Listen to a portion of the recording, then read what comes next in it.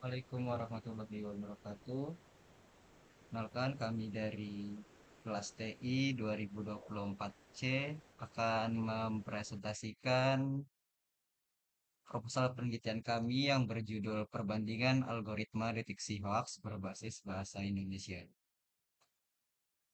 Yang dimana algoritmanya itu adalah Naive Bayes, SVM, Random Forest, dan LSTM.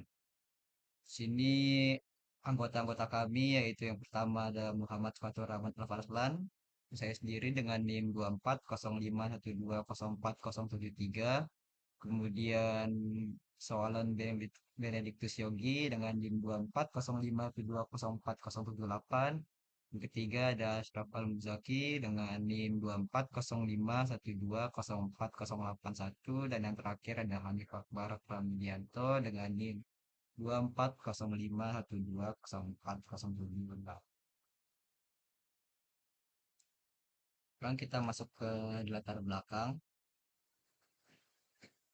Saat ini pengguna internet di Indonesia sangat banyak, yaitu dengan total 78,19% dari total keseluruhan warga Indonesia adalah pengguna internet. Dan Kominfo mencatat ada lebih dari 1.357 kasus hoaks yang terdeteksi dalam kurun waktu 2018 sampai 2023. Yang tiga topik utama yang sering terjadinya hoaks adalah politik, kesehatan, dan kebencanaan. Penyebaran hoaks meningkat tajam seiring dengan lonjakan penggunaan media sosial seperti WhatsApp, Facebook, Twitter, maupun X. Verifikasi berita secara manual tidak lagi efektif dan efisien akibat volume dari informasi yang sangat besar. Dari penelitian sebelumnya, belum membandingkan algoritma mesin learning dan deep learning secara adil dalam kondisi eksperimen yang sama, serta diperlukan sistem deteksi hoax otomatis berbasis AI yang terstandarisasi dan terukur. Baik, ketujuan dan manfaat penelitian berikut yaitu adalah yang pertama tujuannya yaitu menguji NB, SVM, RF, dan LSTM pada dataset yang sama dengan kondisi eksperimen identik. Yang kedua yaitu mengukur dan membandingkan performa model menggunakan akurasi, presisi, recall, dan F1. Yang ketiga yaitu menemukan algoritma yang paling efisien untuk deteksi hoax berbahasa Indonesia. Manfaat penelitiannya ini dibagi dua, ya ada yang teoritis yaitu melengkapi riset ML dan NLP dengan fokus teks berbahasa Indonesia yang masih minim, dan manfaat praktisnya yaitu rekomendasi algoritma terbaik untuk sistem deteksi hoax otomatis di platform media sosial dan portal berita. Untuk laporan penelitian ini yaitu ada laporan kemajuan, laporan akhir, artikel ilmiah, dan akun media sosial PKM aktif.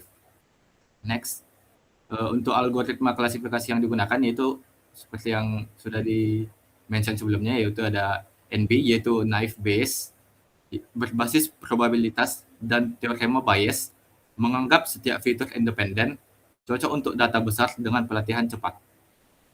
Yang kedua ada SVM atau Support Vector Machine, yaitu mencari hyperplane terbaik untuk memisahkan kelas, efektif untuk data teks berdimensi tinggi. Yang ketiga ada random forest, atau yaitu ensemble dari banyak decision tree dengan voting, mengurangi overfitting dan menangani banyak fitur. Dan yang terakhir ada LSTM, yaitu long short term memory, jenis RNN yang menyimpan informasi jangka panjang, mampu memahami hubungan antara kata dalam urutan teks. Yang selanjutnya itu ada metode penelitian.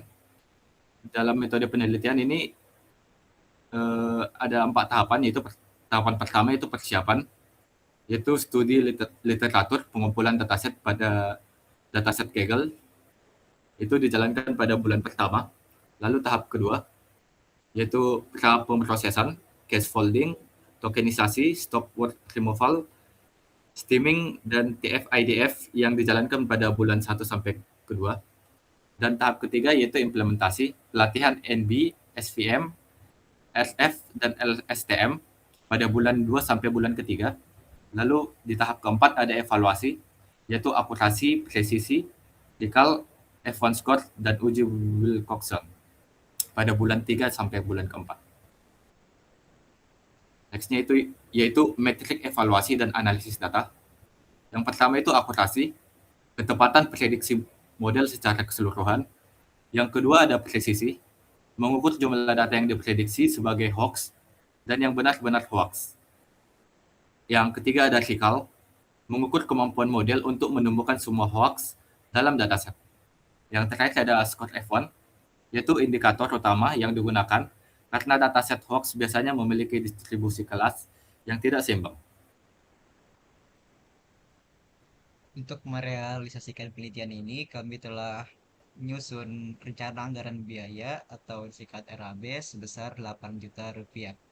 Yang dimana jenis pengeluarannya bahan habis pakai dengan total 4,8 juta, kemudian sewa dan jasa dengan total 1,2 juta, yang ketiga transportasi lokal dengan biaya total 1,2 juta, dan biaya lain-lainnya dengan total pengeluaran 800.000.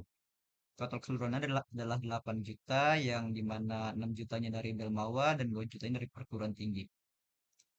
Ini adalah kegiatan-kegiatan yang akan kami lakukan selama di bulan pertama sampai bulan keempat, yaitu dari bulan pertama studi literatur dan pengumpulan dataset dari Kaggle, kemudian masih bulan pertama sampai bulan kedua ada pemrosesan teks, kemudian di bulan kedua sampai bulan ketiga kami akan mengimplementasikan dan latih modelnya, dan di bulan 3 dan 4 terakhir kami akan mengevaluasi dan komparasi performa serta analisis dan penyusunan laporan. Eh, Tidak lupa juga untuk di setiap bulannya kami akan menginfokan di akun media sosial PKM kami untuk detail-detail penelitian kami.